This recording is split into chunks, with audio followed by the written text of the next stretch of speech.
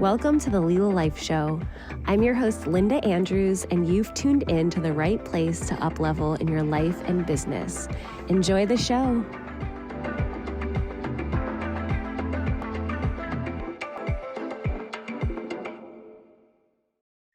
Welcome to the Lila Life Show. This is your host, Linda Andrews. I hope you are having a beautiful day. And even if you are not, being able to understand that there is beauty in your day, and maybe you can look for it a little bit more. The past couple weeks for me have been big and sometimes overwhelming and emotional and all the things. And I do feel like specific to the past week, there's just a lot of energy that's been moving. A lot of what I'm seeing is like the next level, the next layer of diving deep, looking at what's coming up for yourself, and dealing with it, facing it, feeling it, right? This is a really important one, feeling it. Why am I saying this is a really important one? What happens is we don't feel it. We want to not feel it. We'll actually do anything to not feel it. And so what does that show up as? That can show up as distraction. That could show up as some self-sabotaging behaviors. It can show up as addiction or addictive tendencies.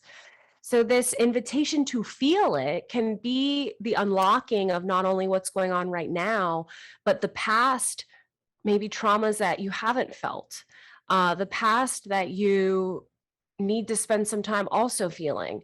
When you feel and move through something real time that could be feeling disruptive or upsetting or hard, usually those same feelings can be attached to earlier times where you felt a similar way. So let's say 10 years ago, you didn't feel through the anger, the sadness, the rejection, and these feelings are coming up for you right now. When you let yourself feel them, you are unlocking and healing the parts of yourself that you didn't deal with at these earlier times, okay? So I really want to share that, that as a big important message of feeling the feelings. Feeling the feelings and at the same time creating safety in your system. So why would one not want to feel the feelings? Because it doesn't feel good, right? We have this North Star of happiness that our society seems to want to follow. And the feelings, whatever the feelings are, don't maybe feel like those feelings of the North Star of, say, happiness, if that's what you're headed towards. And so then it's like, I'll do everything I can to not feel these feelings and to keep feeling happiness, but I'm pushing these feelings down deeper, deeper, deeper. So feel the feelings. How do you feel the feelings? If you haven't felt the feelings, like start by feeling the feelings. So literally, like a question that I like to ask myself and prompt clients to ask themselves is, what am I feeling right now? Just to see what answer comes through. And then the other question is, well, what's behind that? Because there could be an answer that is coming up, like that doesn't even fully make sense or give you the answers. Like, I'm feeling frustrated. Maybe it is truly frustration, but like, what else? It's like giving yourself a chance to go deeper and deeper with that question. So feeling the feelings versus becoming aware of the feelings. What are some signs that you might have some feelings you need to feel? It's like, how many standard deviations outside of normal for you? Are you having a lot of anxiety? Are you feeling really frustrated? Are you short with people? Are you crying a lot? Like letting these emotions be the guides and get into feeling the feelings. This, I think, needs to also be done with the lens of compassion. The lens of compassion.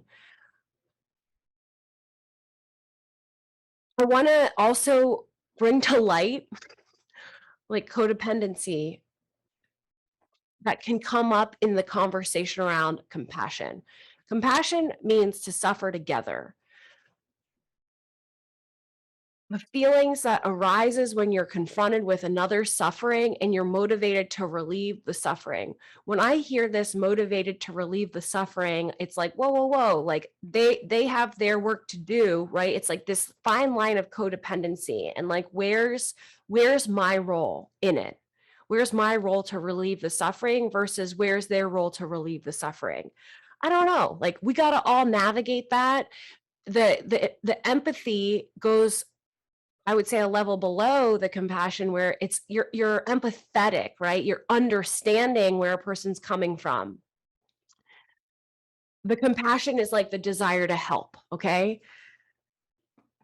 I think so, in the context of not the codependency, of interdependence, meaning this like healthy interrelating to others, starts with this inner relating to yourself. We had Charles Eisenstein a few weeks ago. He talks about interbeing in a lot of his works, the inner being, this inner being and inner being, right, with others, inner with self, finding this compassion for yourself where you're able to look at yourself and then how can I relieve the suffering?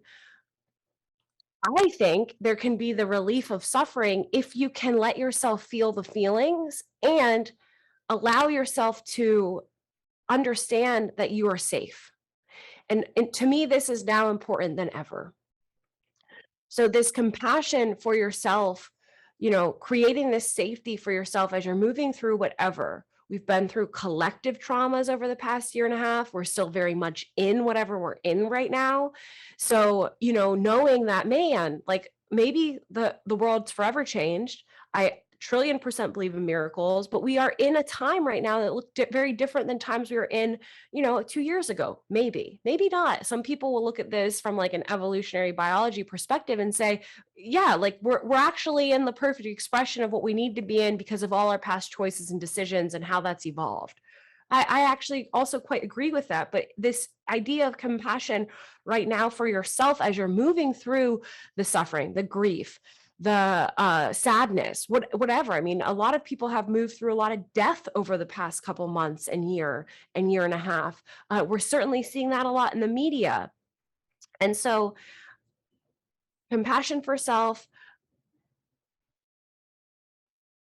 leading to action after the feeling, after the feeling. So some ways to create some safety. One of my favorites, looking at yourself in the mirror, saying, I love you, I'm here for you, I got you, like this mirror work. Uh, Rarely a time goes by that I have that experience with myself in the mirror that I don't cry. It's a very intimate, into me I see, intimate experience. Literally a hug, right? Feeling safe in my system. I think grounding can really work, standing outside on the earth, tapping into like, I'm grounded, I'm safe, I'm supported by Mother Earth. I experienced my first ayahuasca ceremony a few weeks ago, and I literally was like on hands and knees, bearing down on the earth, telling myself, I'm so supported by Mother Earth, I'm so supported by the earth. That's a way to create safety in the system. You can create safety in your system in any moment. Okay, in any moment.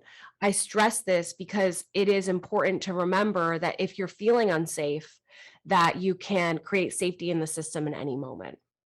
Okay, so we're talking about feeling the feelings, welcoming in compassion, creating safety. And being able to do this with others in a way that it's honoring yourself, your boundaries, your needs, and also showing up in this loving support and compassion for others. Maybe there's curiosity, understanding, wanting to understand someone's needs, right? And this is going to be increasing your oxytocin, your bonding hormone, because you're connecting with others and in a way that, again, is honoring that safety in your system. So,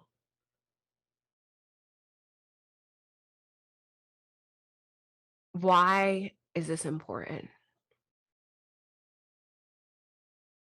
Because we are in a time right now where we see a lot of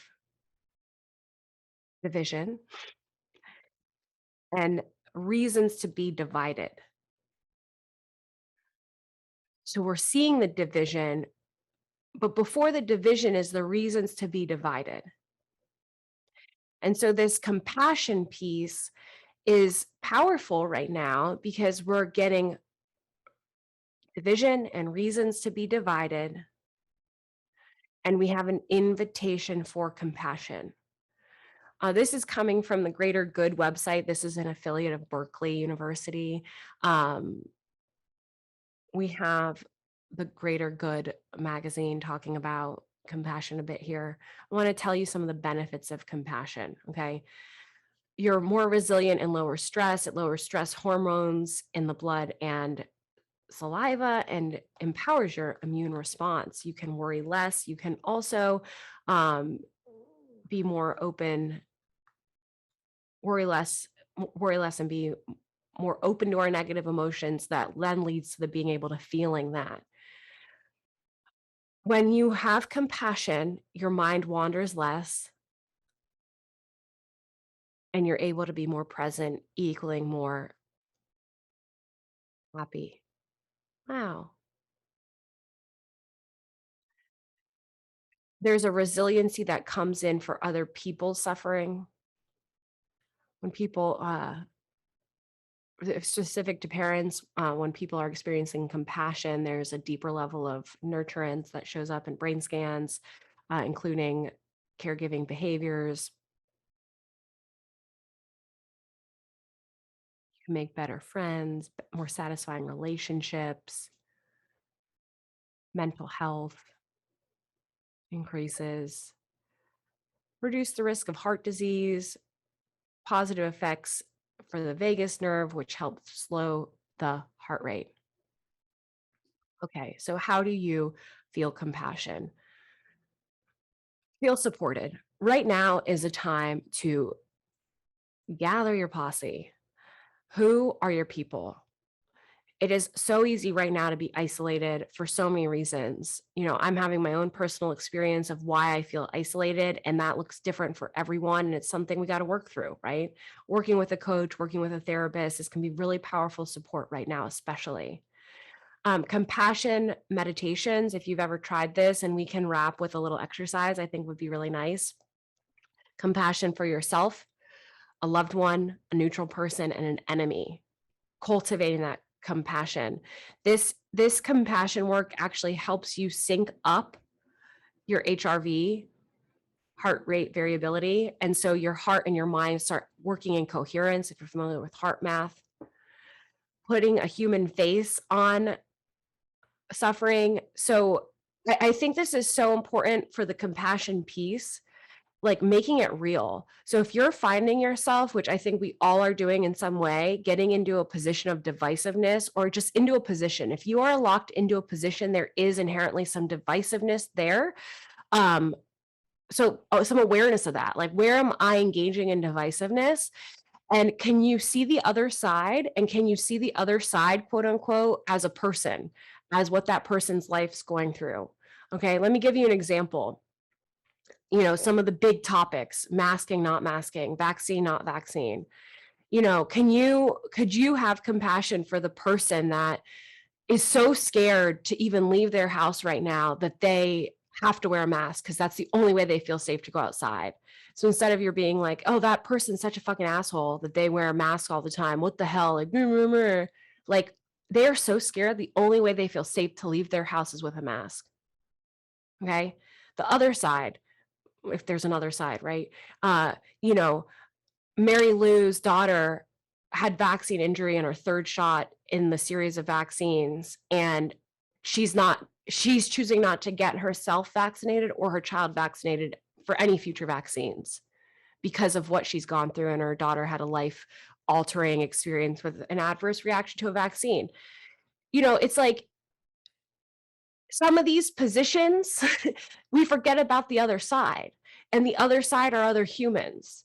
And the other side is a story. And so if you can cultivate through curiosity some compassion, or forget compassion, just curiosity for a desire to understand, like, wow, man, they strongly hold a position. Where this person coming from? I'm curious. This is going to really open some things up. I took two very provocative examples, right? But we could really go through politics, religion, certainly in the race relations, gender relations. Like we could go through everything. And the question is, first, a question of empathy, like why is the person even getting there? How'd they get there?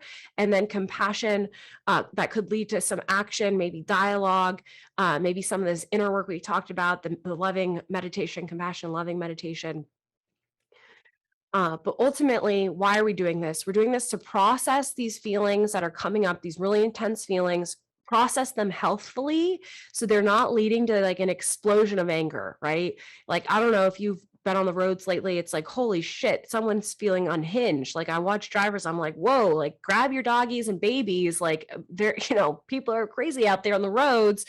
It's like going into a store and you're like, whoa, is someone about to have a freak out? Like, these are all things that can be happening if people aren't having the outlets that they need to have to safely process the emotions. It's building up internalized. We're in some stressful environments. The fear mongering's at an all-time high. So these are just, I give you some things to think about that I'm seeing right now that are helping me, that are working with clients, that I really want to share, that our coaches are working on. Few last things that I'll share, finding commonalities, right? How am I the same as someone? How am I the same as someone? Calming yourself. Can you tap into some breath? This is going to calm you neurologically, physiologically. Can you calm yourself through breath work, through a timeout, through a break? I believe our society is often rooted in competition, so it's perfect for divisiveness, right? But when we go into more of cooperative, creating win-wins, all of a sudden, like I had an experience recently where I was freaked out about travel and I was telling myself, everyone's here to help me. And I just literally looked at everyone as that way. I only saw them as that. And I had a really smooth experience.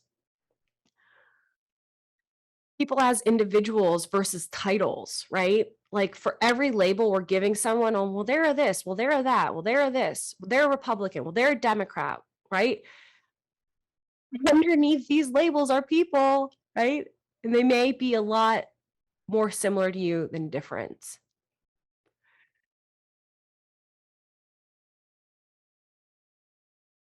The codependency piece, it's like when we overly are taking blame, when we're feeling responsible for a person, right? This is where there can be some boundaries and some discernment.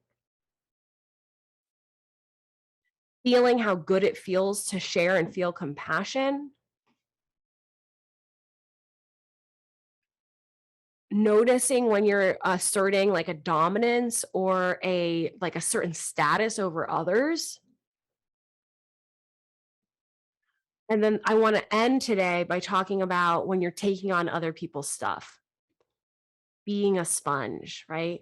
There's a very, very fine line from when you can take on personal people's suffering, you feel their distress, you become overwhelmed. It's being receptive to their feelings without taking them on. So some tools, that can really help when this is happening. One of the questions that I love to prompt is this my stuff? Is this my stuff? Right? Is this my stuff? So can I be empathetic? Can I be compassionate without me taking on their stuff? How can I support you is a powerful question. And then the filter is, can I actually do that? Right? Can you? Maybe, maybe not.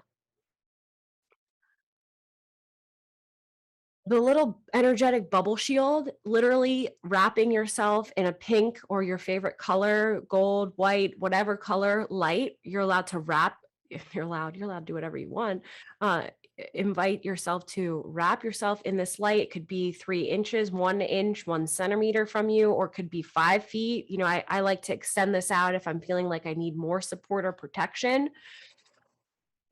What this is not is to bypass your own feelings or what's actually happening in the world, but it's a way to mentally prevent yourself from taking things on that aren't your own.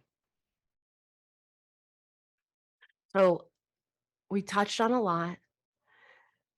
See what sticks out, bring it into your practice, bring it into your week, bring it into your day, bring it into your now. I love you so much. Thank you so much for being here. I invite you now, if you're in a safe space, meaning not driving or tending to things that you can't close your eyes. If you're listening to this, eyes open, walking, whatever, you can also do this. So first, we're gonna, if you are eyes closed, take a couple deep breaths in through your nose, out through your mouth. Feeling this breath move through your body, move through your system. Taking a moment of gratitude for your body, for your energetic system, for the way that you are able to show up in every moment, for the way your body shows up whether you're doing quote unquote anything or not. And I invite you to, from the top of your head down to the bottom of your feet, just doing a brief body scan, sending some love to any areas of your body that need a little extra love. If you're noticing distraction, just noticing the quality of your thoughts, noticing the sounds of the room, noticing the smells of the room, rubbing your fingers together. Mm. Taking those big, steady breaths. For a moment, I invite you to generate a feeling of compassion and love for yourself, for who you are, everything you've been through, everything you're going through.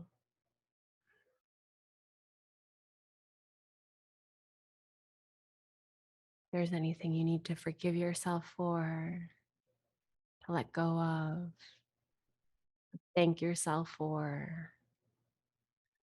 Just imagining you're giving yourself a big, giant hug, and saying, I love you.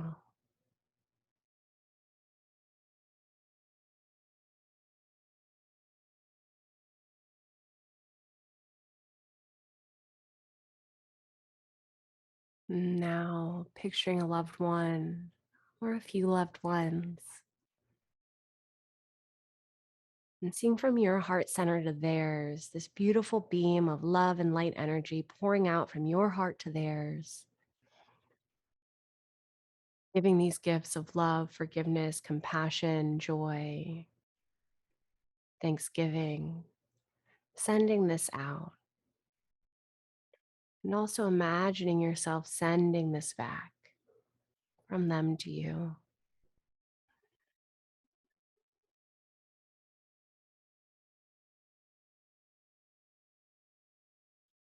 Now imagining someone in your life that you know, but you don't know. Maybe it's the grocery store clerk or the coffee barista or the banker, someone that you might see regularly, but you don't really know.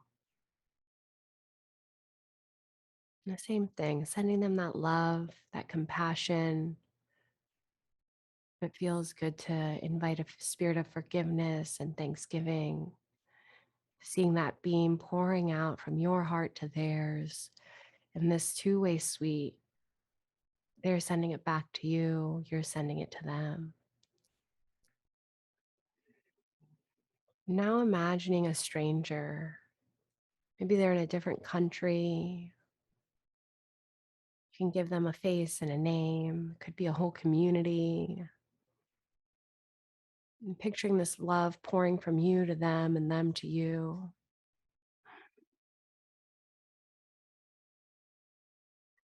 Love, forgiveness, thanksgiving, generating these feelings within. And last but not least, your most hated enemy, seeing their face,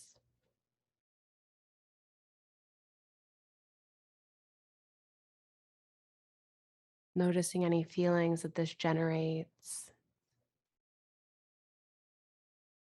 seeing if you can offer some love, some forgiveness, some thanksgiving. And can you receive that from them?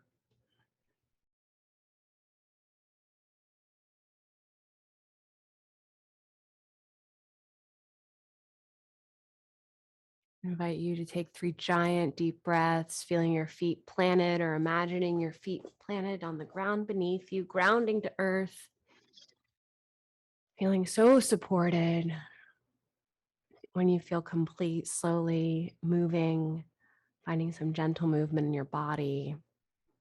If you want to fast forward and come back to this at any point, you can. Uh, this is a little gift to you. Be well. Remember, compassion is available. Let yourself move through your feelings. Lean on grace. Process grief. You're exactly where you need to be. And there is beauty available no matter what is going on. Can you find it?